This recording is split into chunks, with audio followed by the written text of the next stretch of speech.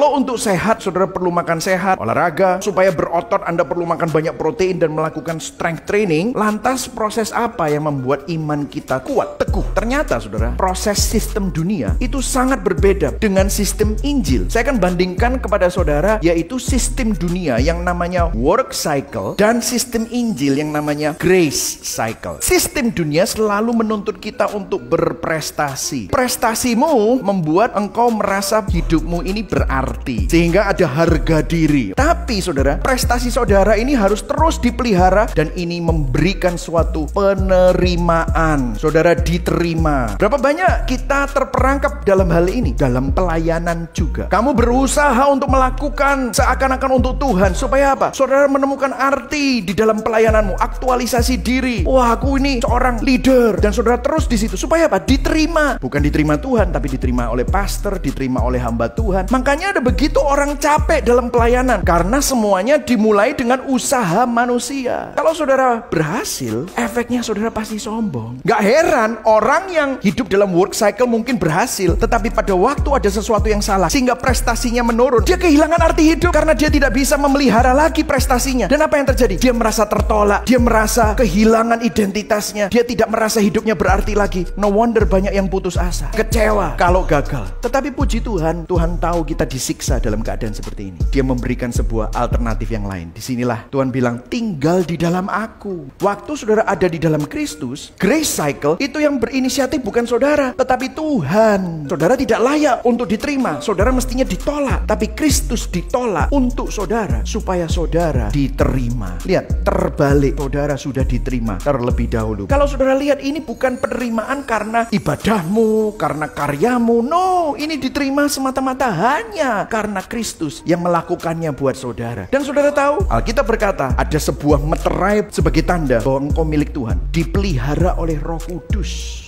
Sehingga saudara menemukan bahwa dirimu itu berarti bukan karena apa yang kamu lakukan, tetapi sekarang hidupmu bukannya kamu lagi, tetapi Kristus yang tinggal di dalam kamu. Dan prestasimu bukan untuk membuktikan diri. Kau gak perlu membuktikan diri kepada siapa-siapa. Memang kamu gak berharga tanpa Tuhan, tetapi Dia yang paling berharga rela bayar harga supaya saudara dan saya yang tidak berharga menjadi sangat-sangat berharga. Sehingga waktu saudara berprestasi, saudara diingatkan bukan untuk supaya saudara diterima, tetapi karena saudara sudah diterima lebih dahulu. Makanya saudara bilang, segala kemuliaan bagi nama Tuhan. Amin, saudara. Di dalam kelahiran baru, kita menerima identitas kita, bukan meraih identitas kita. Kita tidak perlu berprestasi buat Tuhan, bukan melakukan performa kita buat Tuhan, tetapi menerima penerimaan Tuhan terlebih dahulu. Baru kita dimampukan untuk berkarya buat Tuhan. Mari kita mereflektifkan. Kita terjebak hidup di dalam sistem yang mana? Seringkali kita hidup di dalam sistem dunia. Tapi biarlah saudara tidak hidup di dalam sistem dunia, tapi sistem Injil. Kembali ke grace cycle. Apa yang saudara cari? Penerimaan manusia melalui pencapaianmu, prestasimu. Berhenti saudara, bertobat. Tinggallah di dalam kasih